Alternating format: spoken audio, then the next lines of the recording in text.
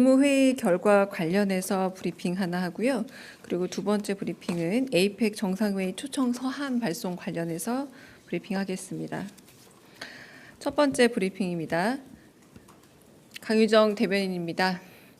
이재명 대통령 주재로 오늘 오전 제31회 국무회의가 열렸습니다.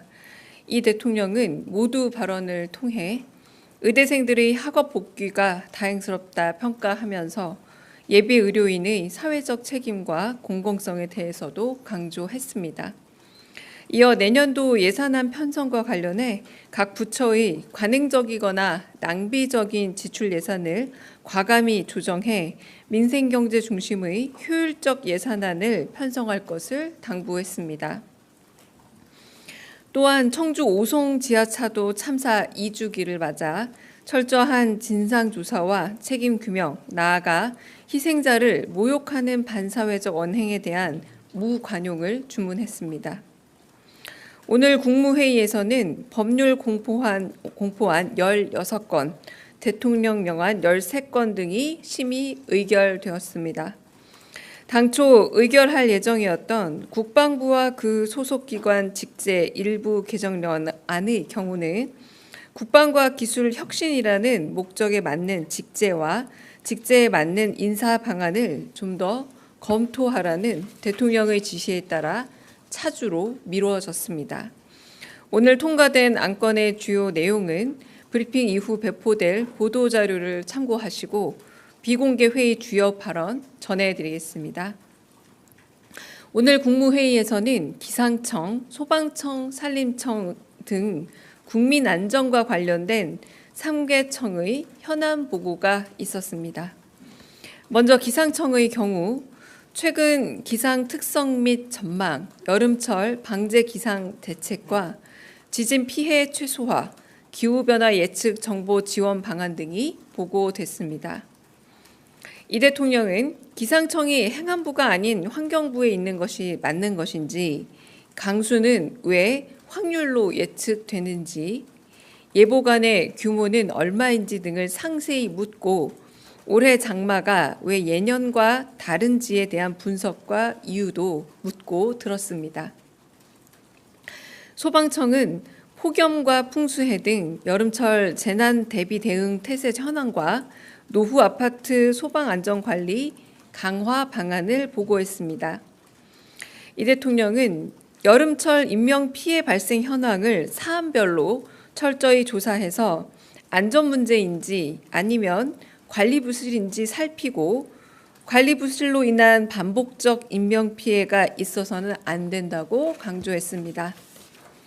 또한 소방 안전 분야를 포함해서 국민 생명과 안전과 관련된 단속에 있어 신고 포상 제도를 활성화하는 방법까지 고민해 실질적 안전 효과를 얻게 해달라며 국무조정실이 신고 포상 제도를 전수조사해 종합관리책을 마련해 줄 것을 지시했습니다.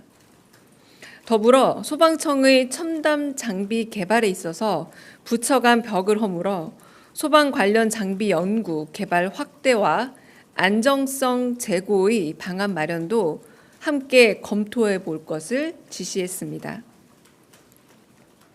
끝으로 산림청 업무보고 자리에서는 앞서 대통령이 지시했던 범부처 산불 진화 자원 총력 활용체계 구축 방안이 보고됐습니다. 이 대통령은 산불 진화는 조기 발견, 조기 대응이 핵심이라면서 주요 부처들이 산불 대응 시스템을 잘 갖출 수 있게 국무조정실이 주도적 역할을 해달라 당부했습니다.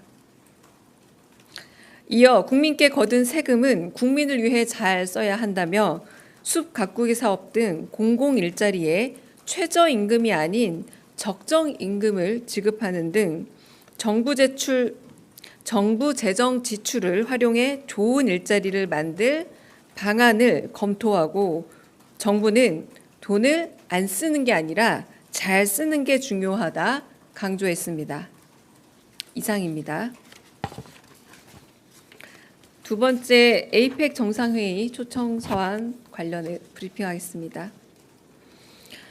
이재명 대통령은 20개 에이펙 회원 정상들에게 금년도 에이펙 정상회의가 10월 31일부터 11월 1일까지 대한민국 경주에서 개최될 예정임을 알리며 정상회의에 회원국을 초청하는 내용의 서한을 우리 시간으로 어제 발송했습니다. 이 대통령은 초청 서한에서 에이펙이 지난 30여 년 동안 아태 지역 내 지속 가능한 경제 성장과 번영에 기여해 왔음을 높게 평가하고 올해에는 우리가 만들어가는 지속 가능한 내일이라는 주제 아래 역내 연결성 강화, 디지털 혁신 진전, 번영 촉진 방안 등을 논의할 예정이며 이런 논의들이 정상회의를 통해 결실을 맺길 기대한다고 했습니다. 정상회의에 앞서 정상회의 주간인 10월 마지막 주에는 에이펙 최고 고위관리회의 및 외교통상 합동강요회의를 개최해 에이펙 준비에 박차를 가할 겁니다. 이와 병행해 에이펙 기업인 자문위원회, CEO 서밋 등 다양한 경제인 행사들도 함께 열릴 예정입니다. 이재명 정부는 출범 직후부터 에이펙 정상회의 성공적 개최를 최우선 과제로 삼고 관련 비서관들이 모두 참여하는 대통령실 TF를 구성해 정상회의 일정과 인프라, 의제, 무대 행사, 문화 행사 등 제반 사항을 면밀히 점검해 빈틈없이 준비하고 있습니다. 앞으로도 에이펙 정상회의를 최고 수준으로 개최해 아태 지역 내의 혁신적인 경제 성장을 위한 환경을 조성하도록 준비에 만전을 기하겠습니다. 이상입니다. 질문 받겠습니다. 네, 먼저 질문 받겠습니다. 네. 네, 안녕하세요. 한국경제신문 김형규입니다. 오늘 네. 비공개 국무회의에서 네. 대통령께서 상법 개정안에 대해서 따로 말씀이 있으셨는지 궁금하고요. 네. 또 대통령 모두 발언에서 재정의 역할에 관해서 말씀을 하셨는데 이게 재정 확장 기조를 유지하는 데 방점을 찍으신 건지 아니면 재정 여력이 부족하다는 점을 더 신경을 쓰시는 것인지 혹시 그 의중이 어떤 건지 좀 궁금합니다. 네, 상법 개정안에 대해서는 아무런 이견이나 의견 없이 바로 의결되었고요. 그리고 재정 관련 발언은 제가 아까 브리핑했던 부분에서 특히 낭비성 예산은 없는지 혹은 관행적으로 처리되어 온 예산은 없는지에 대해서 검토해 보라라고 말씀해 보신 그 부분과 연관되었다고 보시면 될 것 같습니다. 다른 질문 있으실까요? 네.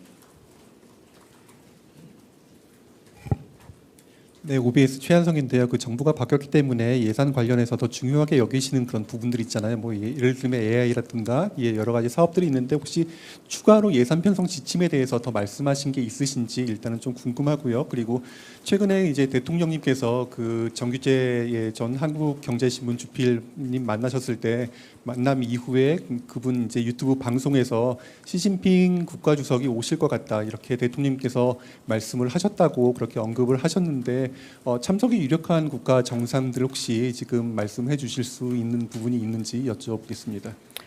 일단 첫 번째 예산 관련해서는 저희가 오늘 국무회의에서 예산에 관련해서 따로 논의한 부분은 없습니다. 그냥 그 재정 전체에 대한 점검과 그리고 아까 말씀드렸다시피 국가 재정은 안 쓰는 게 아니라 잘 쓰는 것이 중요하고 그리고 한편으로 공공일자리 사업 같은 것에 최저임금을 고집할 것이 아니라 적정임금을 줌으로써 오히려 사회적으로 임금 상승에 대해서 좋은 시그널을 줄 수 있는 게 국가 사업이고 예산이다 이런 말씀을 하셨어요.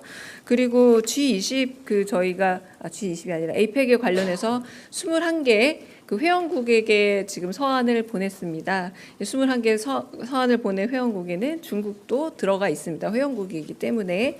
그런데 이 부분에 있어서 이제 확실히 뭐 참여 의사를 밝힌 국가들도 있고요. 그렇지 않은 국가들도 지금 서로 논의 중에 있고 그리고 긍정도 살피고 있는 것으로 알고 있고요. 저희가 여러 차례 이미 브리핑을 했던 해외 정상과의 통화 과정에서도 에이펙 초청을 구두로 하신 경우도 있었고 그래서 에이펙 그 구두로 참여 의사를 밝힌 경우도 있었습니다. 물론 UAE처럼 회원 국가는 아님에도 불구하고 초청을 했고 긍정적 의사를 밝힌 국가도 있어서요. 그 부분 아마 최종적으로 정리된 이후에 발표될 것으로 알겠습니다. 네. 예, 매경의 우 의원입니다. 통상교섭본부장이 그 농축산물 그 수입 개방을 그 관세 협상에서 일부 카드로 사용할 수 있다는 언급이 있었는데요. 이에 대해서 이제 농민 단체 등에서 반발을 좀 하고 있는 상황입니다. 이에 대한 대통령실 입장이 있으면 말씀 부탁드립니다. 통상교섭 과정에 대해서는 공개를 하는 것은 양국의 이익에 모두 부합하지 않는다라는 생각이고요. 어떤 방식의 통상교섭 과정에 있어서 어떤 얘기가 오갔는지에 대한 구체적인 이야기를 말할 수는 없고 아마 그 부분에 대해서는 아마 총리실을 비롯해서 좀 더 다양한 이야기들이 나오지 않을까 싶은데 저희는 지금 그 통상 교섭이 지금 진행되는 과정에서 자세한 언급을 하기 어렵다라고 말씀드리겠습니다. 네.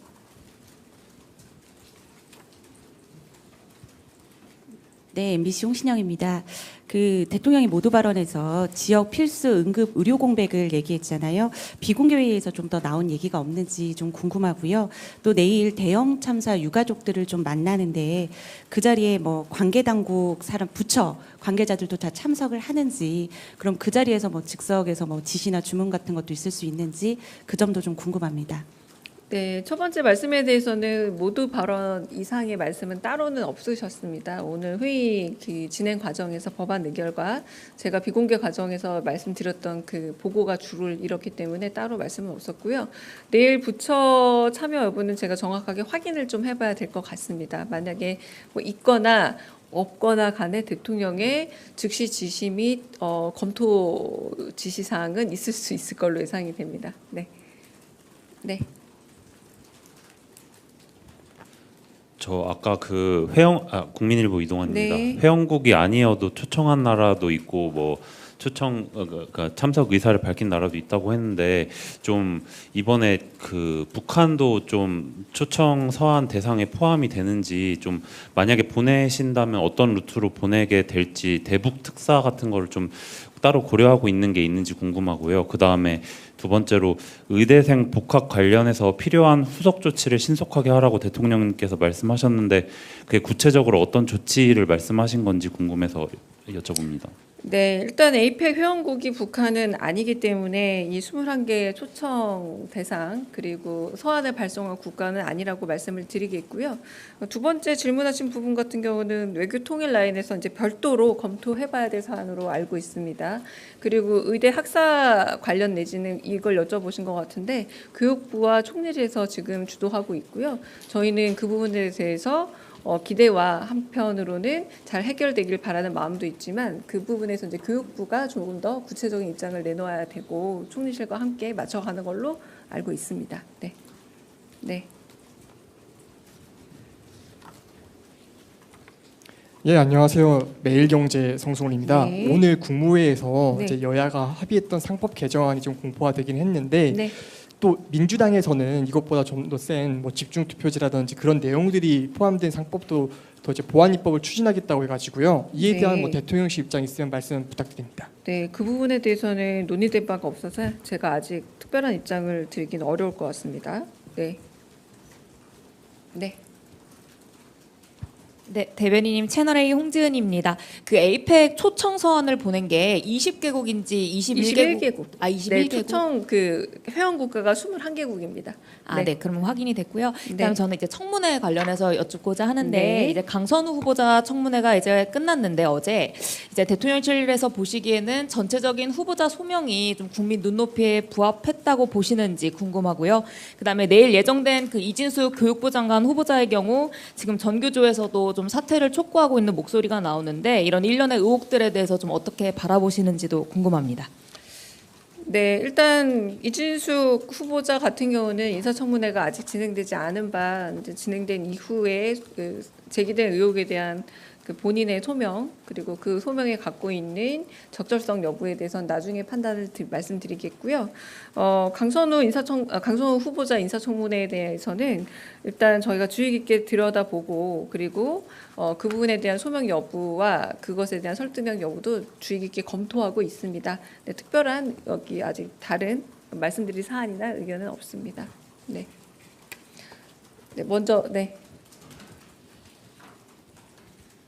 예, 중앙일보 윤성민 기자입니다. 네. 안규백 국방부 장관 후보자가 오늘 인사청문회에서 이번 정부 임기 중에 전작권 전환이 목표다 이렇게 말을 했는데 대통령실 입장과 같은 건지 아니면 다르다면 어떻게 다른 건지 좀 구체적으로 설명해 주시면 감사하겠습니다. 네, 일단은 안규백 그 국방부 장관 후보자께서 하신 뭐 후보자로서의 개인 의견이라고 일단 말씀드리고 싶고요. 한편으로 전작권 환수 문제라는 건 뭐 저희 정부가 갑자기 꺼낸 문제가 아니라 어떤 정부에서나 당면한 문제로 고민했었던 사안이라는 점을 일단 꼭 말씀을 드리고 싶고, 새로운 현안, 새로운 사안은 아닙니다만 우리 정부도 이제 공약 사항으로 전작권 환수 문제를 언급한 바 있기도 하고, 그래서 이 부분에 대해서 어쨌든 검토하고 있고 이 부분에 대해서 지금 오히려 이제 보고 및 지난번에 말씀드렸던 것처럼 그 철저한 이런 보고와 검토 과정이 있다라고 좀 말할 수 있을 듯합니다.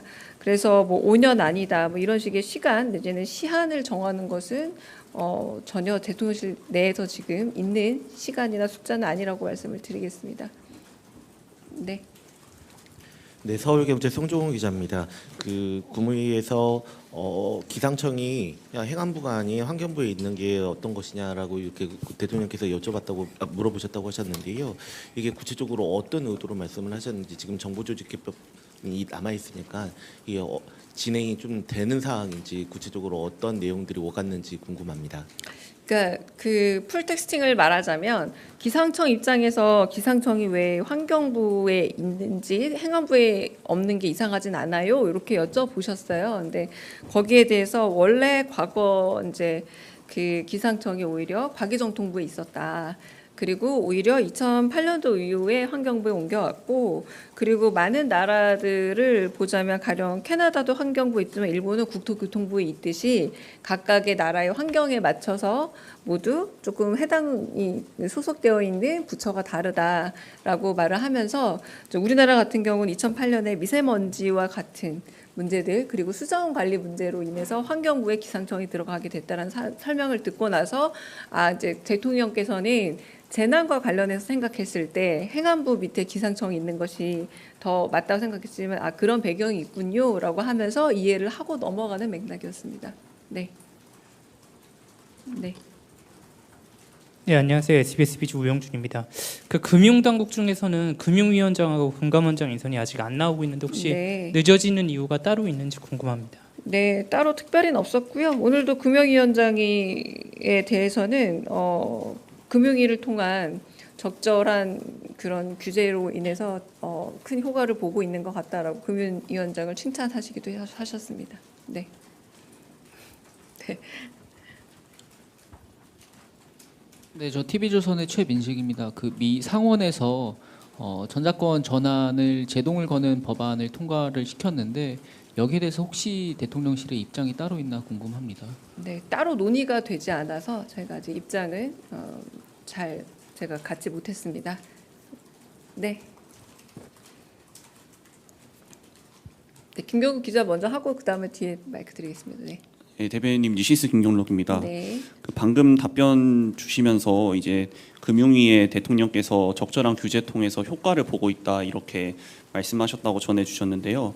이게 좀 어떤 맥락에서 나온 발언인지, 부동산 대책에 대해서 오늘 국무회의에서 따로 점검이 있었던 건지 여쭙습니다. 따로 있지는 않았고요. 오늘 금융위에서 중간에 그 관련된 어떤 부분적인 말씀을 할 기회가 있었어요. 그래서 말씀할 기회가 있었는데 그 말을 하다가 지금 말씀하신 부동산 대책으로서의 금융위에서 내놨던 그런 금리 규제 같은 부분들이 효과가 있었다라고 칭찬해서 이제 좌중이 웃고 웃었습니다. 네, 네. 특별히 따로 보고하지 않았습니다. 네, 먼저 네. 한겨레 신영철입니다. 그 에이펙 초청 대상 중에 네. 러시아는 초청 대상이 푸틴 대통령인지 아니면 다른 인물인지 궁금합니다. 일단은 저희가 어젯밤에 초청 서한을 보내서 이게 이제 외교 공간 통해서 가거든요. 그러므로 이제 잘 도착했는지 여부도 봐야 되고요. 그리고 러시아가 제가 알기로 에이펙 국가로 알고 있습니다. 그러면 아마 전달은 될 겁니다. 네네네. 죄송한데요. 네, 다른 분 먼저 질문 받겠습니다. 네. 내리신문 김영선 기자입니다. 네. 그 아까 금융위원장 관련해서 칭찬을 하셨다고 하셔서 지금 이제 인선이 언제 이루어지는지 다들 궁금해하는데 혹시 유임에 대한 검토도 있으신지 궁금하고요. 이 사건에 대해서는 제가 잘 모르겠습니다. 네. 네. 네. 그 국방부 직제 개편안 보류됐다고 네. 하시면서 그 기술혁신이라는 목적에 맞는 직제와 인사 방안을 검토하라고 하셨다고 했는데 이게 내용 보니까 한시적으로 설치됐던 몇 개 과의 그 기간을 연장하는 내용이던데 그러면 몇 개 과를 뭐 합치거나 아예 근본적으로 수술하는 방안을 생각하시는 건지 궁금합니다. 이게 오늘 국방부와 그 소속 기관 직계 개정안인데 국방부에서 첨단 전력 기획관이라는 그 한시적인 자리가 있는 겁니다. 근데 이게 장성급으로 되어 있습니다. 장성급으로 되어 있는데 첨단 전력 기획관이 드론, 로봇, 국방 AI 정책의 컨트롤 타워 및 첨단 전력 방향을 설정하는 곳이라면 꼭 이게 군 출신이 아니라 어쩌면 민간 출신이 이 첨단 전력 기획관이 꼭 장성이 아니어도 된다면 민간이 가는 게 더 효율적인 것이 아니냐. 그래서 이 부분이 꼭 장성이어야 하는지 내지는 민간이 가도 되는 것인지 그런 부분들 또 한편으로는 어쨌든 장성이기 때문에 언제부터 이렇게 제한적으로 운용되어 왔던 건지 역사도 좀 물어보셨고요. 그래서 이 부분에 있어 가장 높은 효과를 얻기 위해서 첨단 전략이라는 이 용어에 적합하기 위해서는 이 부분을 검토해 보고 나서 의결해야겠다라고 해서 그냥 차주로 이 검토 때문에 미뤄진 겁니다. 네. 네. 제일 뒤에 네. 네, 대변인님 저는 코리아타임즈의 박지원 기자입니다. 에이펙 관련해서 여쭤보고 싶은 게 있는데 네. 방금 말씀 중에 그 TF가 구성됐다고 하시는데요. 외교부랑 그 총리실에서도 에이펙 관련 준비를 주도적으로 해오고 있는 것으로 아는데 대통령실 TF는 어떻게 업무 분장이 이루어지고 어떻게 조율하고 있는지 조금만 더 설명해 주시면 감사하겠고요. 그리고 그 에이펙 준비 관련해서 사실 작년부터 뭐 숙소가 부족하니 많이 이런 여러 그 걱정들이 있었는데 숙소 문제는 별로 없다고 하는데 그 외에 주안점을 두고 신경 쓰고 있는 포인트가 무엇인지 궁금하고 그리고 트럼프나 시진핑 같은 주요 그 게스트 그 국가들의 정상들의 참석 여부는 언제 정도 되면 알 수 있는 건지 궁금합니다. 질문을 좀 하나씩 해주시면 더 좋을 것 같고요. 뭐 연관된 질문이에 일단 한꺼번에 대답은 드리겠습니다. 저희 TF 같은 경우는 대통령실 내부에도 관련되어 있는 비서관들이 있죠. 가령 뭐 대변인실도 들어가 있습니다. 뭐 그런 부분에서 다양한 검토지만 총리실이 가장 책임을 가지고 움직이는 것은 맞습니다. 그래서 총리실에서 좀 더 실무적인 일들을 하게 되고요. 저희는 그 부분과 관련해서 공조하고 소통하는 그런 TF 정도라고 보시면 될 것 같습니다. 그리고 인프라 공정이 좀 더디게 진행되고 있다라는 세간의 많은 말씀이 있고 우려가 있다는 것도 알고 있습니다만 이 부분에 대해서 이제 저희도 그러니까 총리실뿐만 아니라 대통령실도 그 부분에 대해서 들여다보고 있다라고 좀 말씀을 드리고 싶고 대략적으로 지금 오시는 정부 대표단이 약 4,000명 정도고 기업은 수천 명 정도 돼서 가장 넓게 보면 2, 3만 명 정도 된다고 알고 있습니다. 네, 저희 검토한 결과는 정부 대표단 숙소는 대략 마련된 것으로 알고 있고요. 그리고 민간에서도 마찬가지로 기업인들의 숙소는 대한상의 주도로 마련되고 있는 것으로 알고 있어 지금 큰 문제는 없는 것으로 파악이 되고 있다고 보고를 받았습니다. 마지막 질문이 뭐였죠?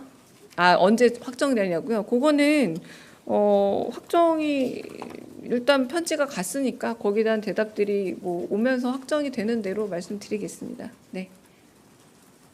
네. 네, 한국경제TV 이호성입니다.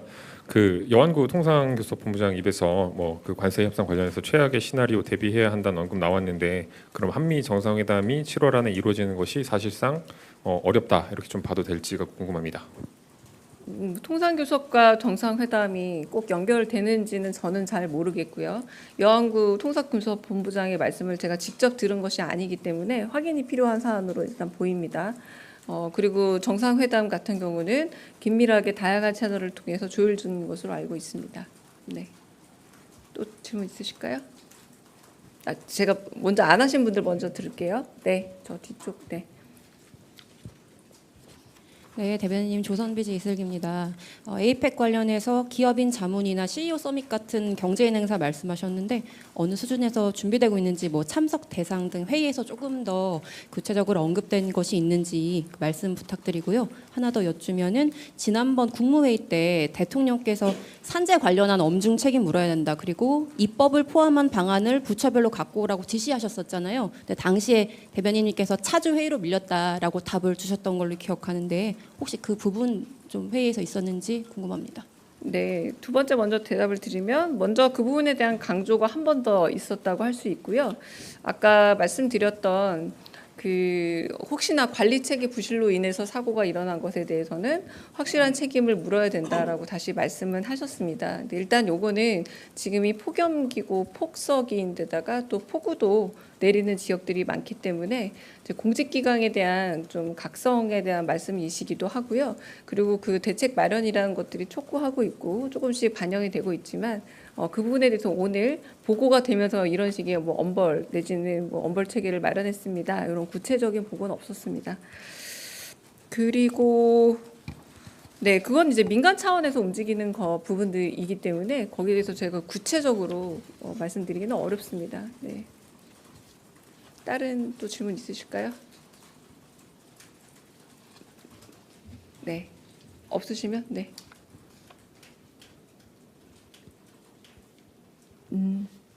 발송한 편지는 20개 맞대요. 제가 한국 하나를 헷갈렸어요. 한국도 포함이 돼서 발송한 나라는 20개 맞습니다. 그러니까 회원국이 21개인데 맞습니다. 제가 헷갈렸어요. 회원국 21개인데 한국이 포함되니까 편지는 20개 나라 맞습니다. 네.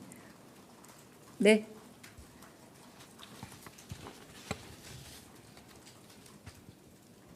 예, 대변인님, 저 뉴스원의 한재중 기자인데요. 그 통상교섭본부장님 그 발언 때문에 짧게 하나 여쭤보려고 하는데 그 농축산물 그 개방을 좀 카드로 쓸 수 있다 이런 취지의 발언이 사전에 그 대통령실과 교감이 된 발언인지 그것만 좀 여쭙고 싶습니다. 일단 그거 확인해 봐야 되겠지만 일단 교섭과 관련된 내용은 저희가 일단 말씀드리기 어렵고요. 네, 그리고 일단 계속 진행 중이다. 여기까지만 말씀드리겠습니다. 네. 아까 질문하셨죠? 네, 네. 질문 없으시면 여기까지. 네. 아, 네, 네.